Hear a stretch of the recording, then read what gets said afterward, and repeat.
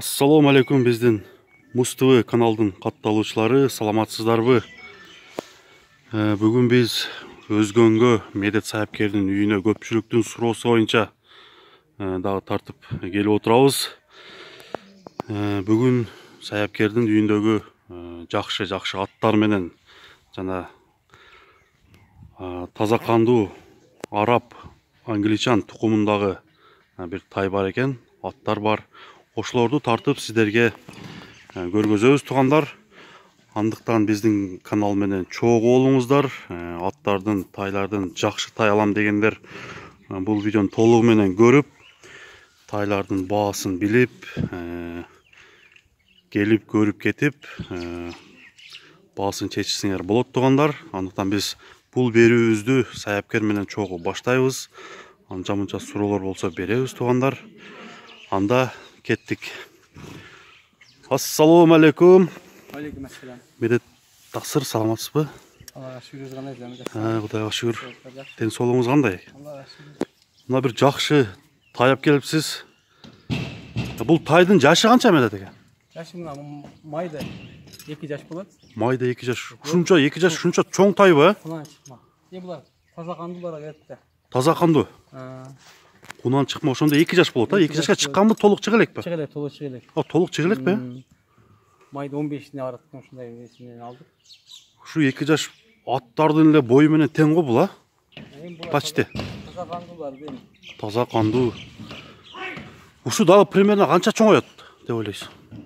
Булар азыр бою 1.60, бул 60тан өтөт. 70тен өйдө болот да булар. 1.70тен өйдө болот, Мынакей туугандар, ушул аттын, ушул ат дедим, ушул тайдын мүнөздөмөсүн сиздерге азыр толук тартып көргөзөбүз.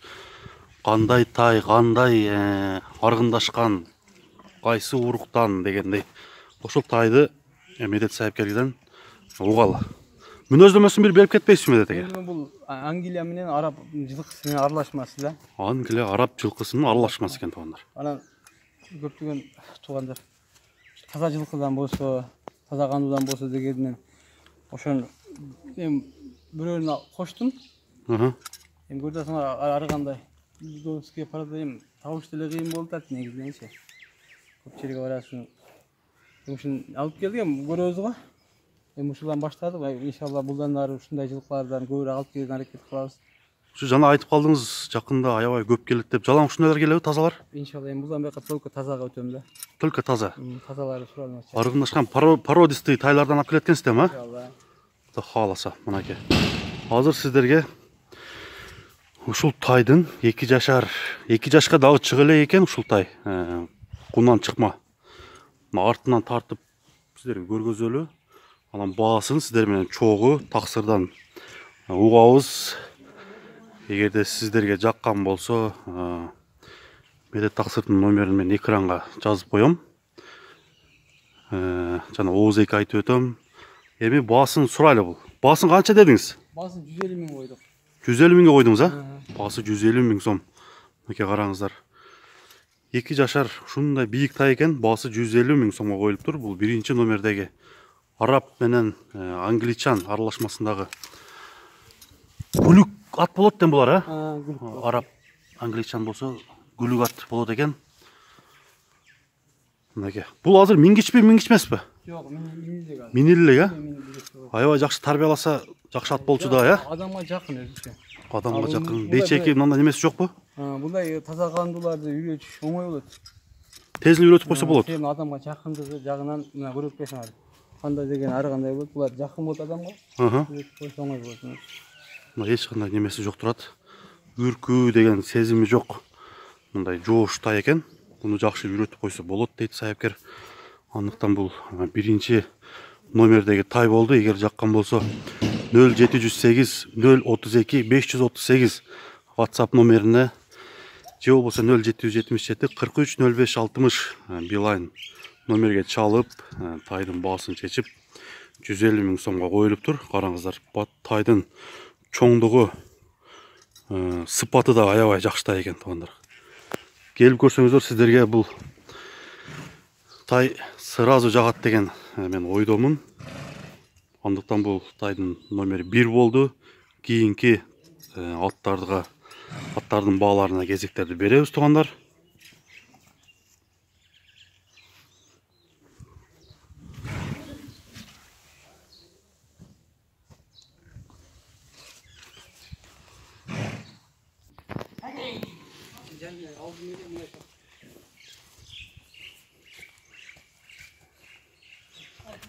Медет Таксырдын короосундагы тайлар жакшы аттар да бар экен, бирок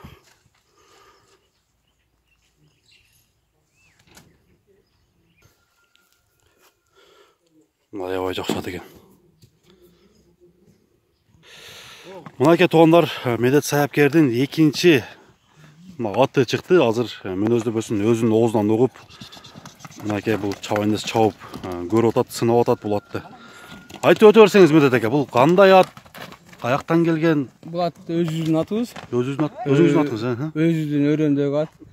Бул атты ат койгон Акшамал депчи. Акшамал деген кайман аты бар экен да? Кайман аты Акшамал деп. Кайман аты Акшамал экен. Чакан болгону менен аябай шамалда жакшы чыккан ат. 5-5ке да чабып жүргөн, ортого да турат ат. Жашы канча жашы? Жашы боюнча 5 жаш 2 асый.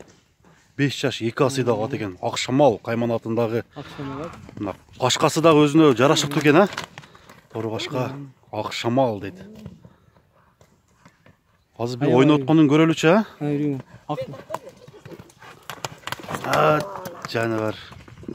Бул 5-5ке жакшы болгуда, 5-5ке чабылып жүрөт бул ат, аябай такшалган. Ортого да жакшы турат.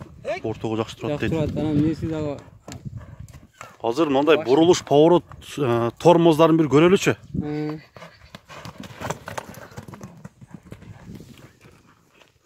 Ордунан кандай бурулат, токтошу кандай? Токтошу оозу элпек, жумшак. Оозу жумшак, Жумшак, тайгазаңга барган турат өзүчө, жаныбар. Токтоп, анан ортого турганы аябай жакшы. Аябай үйрөнгөн ат да. Өзү негизи атты үйрөтүш чоң нерсе да. Азыр атталар, кайдалар, үйрөтүш нерсе. Бул такша мага 5-5ке жараган аттар болсун деп эле ушул атты алып чыктым. Заказдар боюнча болуп тур да. Шу Акшамалдын баасын канча дедиңиз эми? Баасын 130га койдум. 130 миң сом Акшамал коюлуп тур туугандар. Мындай үйрөнгөн темптеги аз да. Мына чабандес жигит да аябай күчтүү чабат экен атты. Ушундай поворотторду көргөзчү, элдер көрсүн. Акшамал жаркса, чалышсын. Азыр жанынан көргөзөлү. Ушундай туруп турчу. Аябай чакан ат экен, 5-5ке жарамдуу. Көкүрөктөрү дагы мына буту алыс жайгашкан. Теке улакка деле чаба алып, турпа улакка кичине кат. Мына 5-5ке эмнеге аябай такшалган. Анан курч жүрөктүү ат. Коркпойт экен да анча-мынча. Адамга да жакын, үй бүлөгөчү. Жаман пейилдери жок. Баасы 130 миң сом. Жашын уктуңуздар туугандар. Андыктан бул Акшамал сизге жаккан болсо номер 2 болду. 2 деп Саяпкерге жазсаңыз, жанагы мен айтып өткөн номерлерге жазып, баасын жетишип, келишип алсаңыздар болот. Акшамал.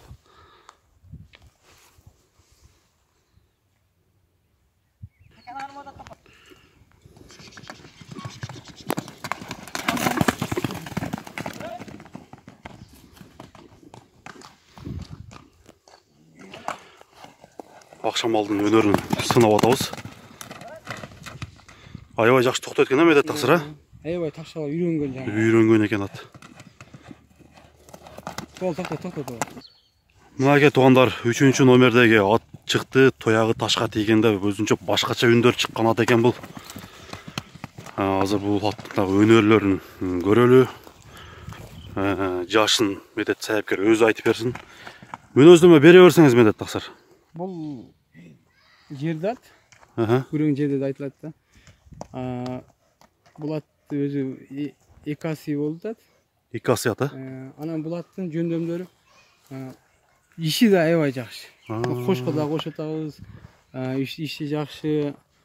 Мындай эми чоң улаккага неме кичине кылат. Эчки улактарга жакшы. Жакшы ат. 5-5ке чапса болобу буну? 5-5ке. Чабылганбы? 5-5ке чабылды элек, бирок эми чапса болот. Ат учкаяк ат жакшы ат. Барышы жакшы ат. Анан бунун баасына көбү бизден мындай сурап атпайбы? 100 миңге чейин аттарыңар барбы? Ишке болгон, үйгө минген дегендер болуп атат. Ошол атты 100 миңге койдум, 100 миңден түшүп берем. 100 миңден кеми бар, а? Кеми бар 100дөнчү. Ошого койдук. Аттан неге үй бүлөгө жакын ат. Жаман пейилдери жок. Кантип адамдар не кылат? Ошонун баасын андай эле аскан жокпуз. Көбү 100 миңге чейин аттар болсо, жумушка болсо, жоош болсо деп сурагандар көп болуп атат да. Ошон үчүн мына аттарды көрдүңүздөр, жөндөмдүү аттарды атайын не кылдым. Кымбат эмес аттар дагы аттар чыгат. Азыр көрөсүздөр иншалла. Жашың канча дедиңиз? Мунун 2 асы жашы. Жашы 2 асы. 2 асы 5 жашта. 5 жаш болот экен, туугандар, көрдүңүздөр мына. 2 асы 5 жаштагы бул аттын баасы 100 миң сомго коюлуптур. Өтө деле кымбат эмес. Түшүп да беребиз. Кеми дагы бар экен, туугандар. Мүмкүн болсочу Келип көрсө жакшы болот, э? Көрүп аттышы, жакшы болот. Мына сиздерге аркасынан тартып көргөзөйүн.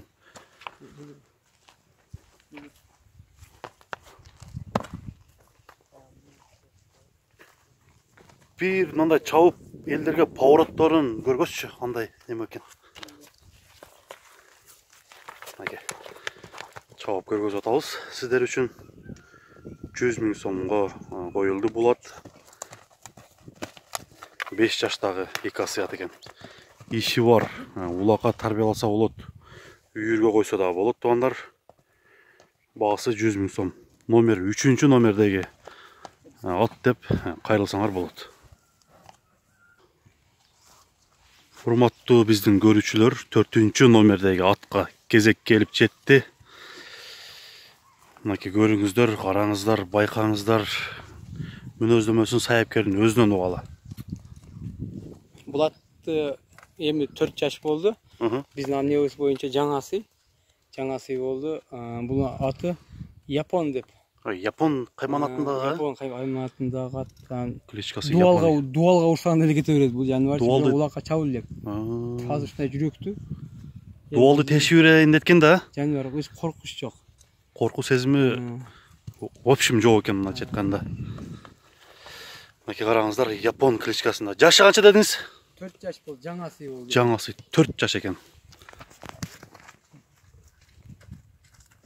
Баасын канча деп атасың эми дедек? Баасын буну 90 миңге койдум, бир ат түшүп берем. 90 миң. Өтө деле кымбат эмес айтыпсыз, а? Мен ошо айтып атпаймынбы? 100 миңге чейин сурагандар, жакшы аттарды сурагандар болуп атат. Ошолорго ылайыктап алганга аракет кылдым. Бул суретечи. Ушундай суроолор көп болот. 100 миңде ылдый барак болсо, мингени үйгө деп атат. Бирок өжөр жылкы да.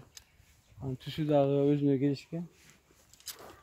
Бул сюжетте туугандар өтө кымбат эмес аттарды сиздерге тартып көргөзүп атабыз. Суроолор боюнча болуп атат бул. Медет сайапкер атайын ушундай кымбат эмес аттарды бүгүн алып келип тартып атабыз сиздер үчүн. 90 миң сомдук жаңасы 4 жаштагы ат. Чум кара түстөгү ат экен. Япон кайманатындагы кличкасы Япон экен.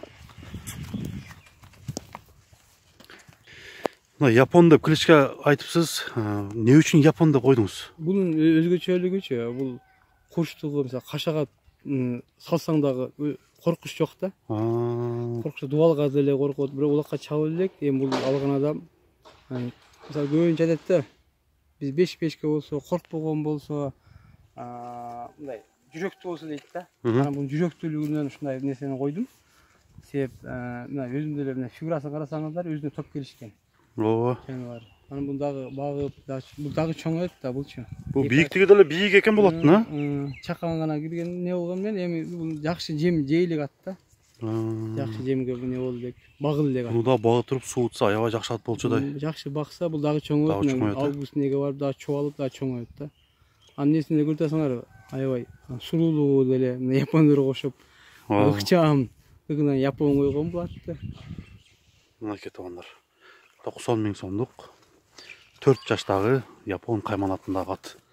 Андыктан чалыңыздар, жазыңыздар 0708 032 538 же болбосо 0777 43 05 60 номерлери ар дайым иштейт. Мынакей туугандар, 5-чү номердеги таза кандуу кара байырды тартып көргөзөбүз. айландырып бир сыра тартып берели сиздерге. Кара байыр кандай болот түзүлүшү. Билип алыңыздар. Аны айландыралы туугандар.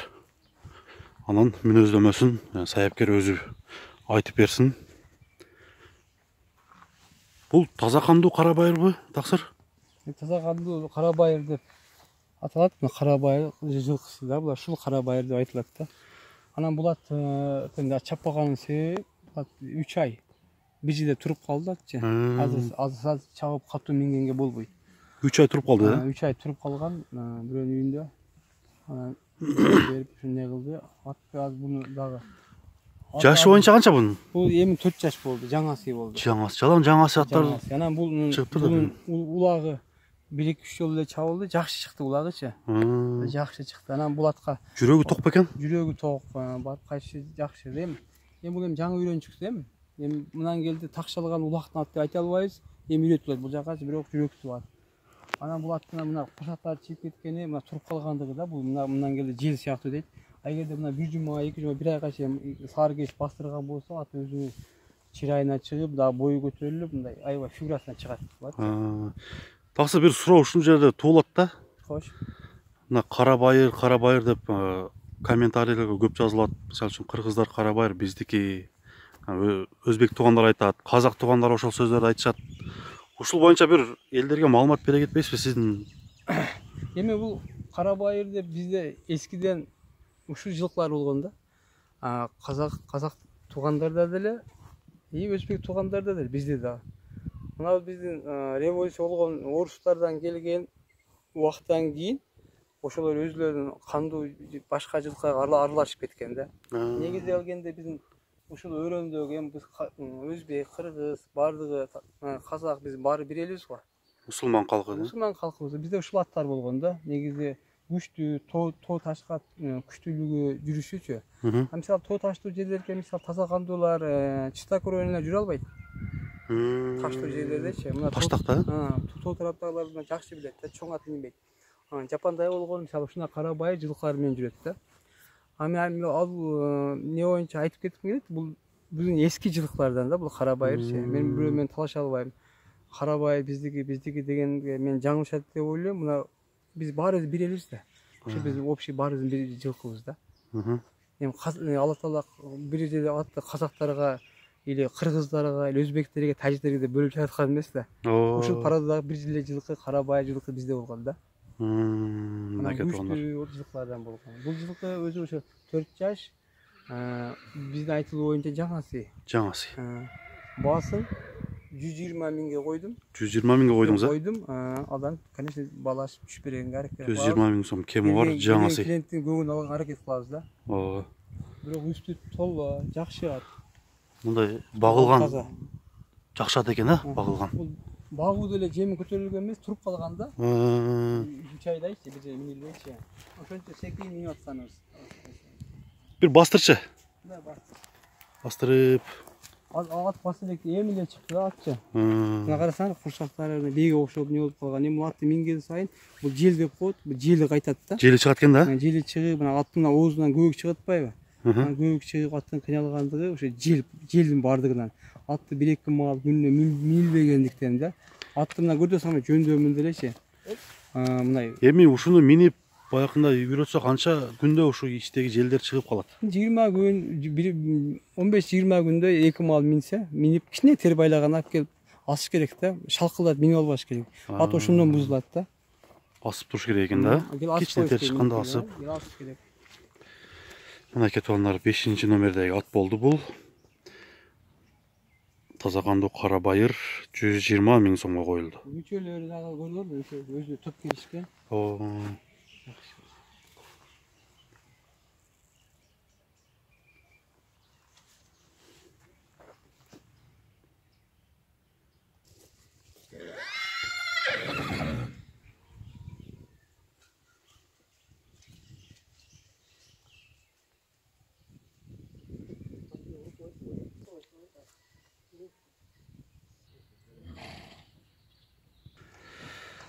Мынакей туугандар азыр Медет Таксырдын коросуна ушундай бир ат багып бер деп алыстан алып келатат экен. Бұл жерде ушундай услугалар дагы бар. Мисалы үчүн, эгерде сиз дагы атыңызды, тайыңызды алып келип берсеңиз, бұл жердеги Медет Таксырдын балдары жакшына кылып карап, чоңойтуп, багып берет. Ушундай услугалар дагы бар туугандар. Бұл тайды азыр каяктан келгенин азыр сурап беребиз. Карасын. Иштеге болот. Мына Медет Таксыр, азыр бул ат каяктан келди бул тай? Бул инчектер алып келди Кара Судан. Кара Судан, Мени күзгө чейин тарбиялап, минип, өзүңүз бакканча балдар менен карап бериңиз, кичине баскан турган үйрөтүп бериңиз деп алып келип тапшырып кетти. Ошондой услугалар бар деми, Ал услугалар бар. Элдер алып келсе деле кабыл аласыз. Кабыл алат. Ушундай кайрылуу менен көп болуп атты да, мына неде Кара Су тараптачы. Ошондойго возможность болот. Бул жерде эмнеге келгеним себеби ушул нерселер да бар да. Агайын туугандарга ушундай карайт. Булар да өзүнүн акысын алып калышат да. Ошо мен ага. Ушуну эми канча күн, канча ай багып бересиз? Сентябрга. Сентябрга чейин, Сентябрга чейин. Сентябрга чейин. Азыр бул ат тайды чындыгы баардыгы жылкын жашып беребиз да. Тайды багып койгон өтөчү. Мундай темпте карабаш керек та бул жаштачы. Бул семиз ба? Бул семиздикке келет. Буну миниш керек, арыктатыш керек. Эгерде буну азыр аты орто этин алып келген болсок, тайды өсүшүнө жакшы болот да. Эгерде ушул бойдон калып калган болсо, аттын өсүшү кыйын болот. Себеп эт сөктү кысып коет да. Мына кара, тайдын сынын караң, аябай сонун. Эгерде ушул темпте багып берген болсо, ушул бойдон чоңойбой калышы. Ушул бойдон калып кетет, Калып кетет. Эгерде буну этин таштап, кичине минип, мындай кылган, арыгыраак кармаган болсо, ат тарбиялagан оңой да. Мынакей туугандар, Медет Саяпкер ушундай тайды, жылкыларды багып берүү услугасы дагы бар. Андыктан кайрылыңыздар. Баасы келишим баада туугандар. Азыр бул атты мен балдарга мингизем. Этин арыктатабыз, ит чабат, жол жүрүшүн үйрөтөбүз. Анан бул атты арыктабаса, арыктап не кылбаса, бул чоңоюшуна кыйын да. Анан бул барып, бул чоңоюшу жакшы, чоңоюшу август, сентябрга барып, октябрга жакшы чоңойт. Себеби ошол октябрдан барып, жемин көтөрүп багууга не аракет кылабыз да. Азыр эгерде сен коркуп, сен бир айдан келсең, тайың арыктап калса, сен тур эмес кабыл албашың керек. Жок. Эгер мага тапшырган болсоң, Аллага аманат, колдо аракет кылабыз, кандай не болсо эми малдан мурун ким бар, ким жок. Сен ошого ыраазы болушуң керек.